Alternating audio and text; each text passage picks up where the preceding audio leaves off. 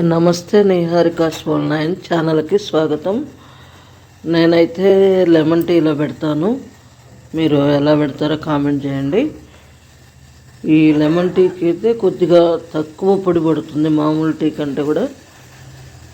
ఇలా కొద్దిగా మరిగించిన తర్వాత పంచదార కూడా అందులో వేసేస్తా. అయితే పంచదార కొద్దిగా ఎక్కువ పడుతుంది మామూలు టీ కంటే. అది ఎక్కువసేపు మరిగించి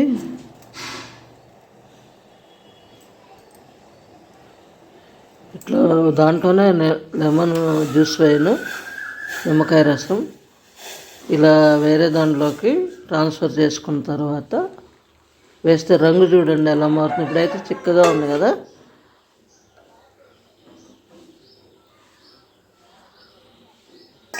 చాలా టేస్టీగా ఉంటుంది. పొద్దున్నే మార్నింగ్ అయితే ఆరోగ్యం కూడా. ఇది రంగు మారుతూ ఉంటుంది చక్కగా, తేనీరులాగా.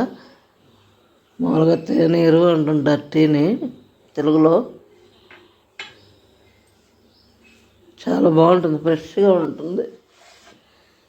డీప్ ఫ్రెష్ ఫీలింగ్ కలుగుతుంది తాగితే. కాకపోతే కొంచెం జ్యూస్ ఎక్కువగా తక్కువ కాకుండా చూసుకోవాలి.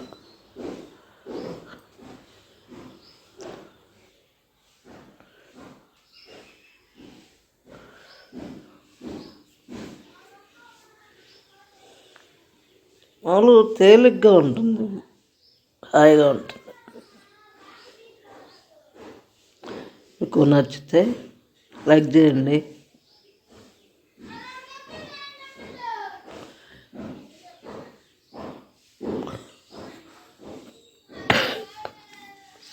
ఈ చలికాలము కొద్దిగా అప్పుడప్పుడు లెమన్ టీ పెట్టుకుంటే నేమనుకుంటా, అప్పుడప్పుడు లెమన్ టీ తాగుతుంటే మంచిది. వచ్చేది చలికాలం కదా.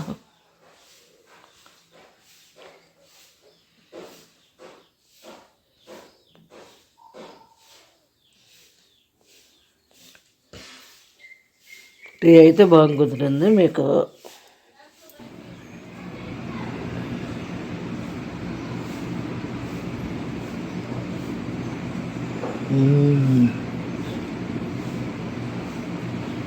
బాయ్ అండి, నమస్తే.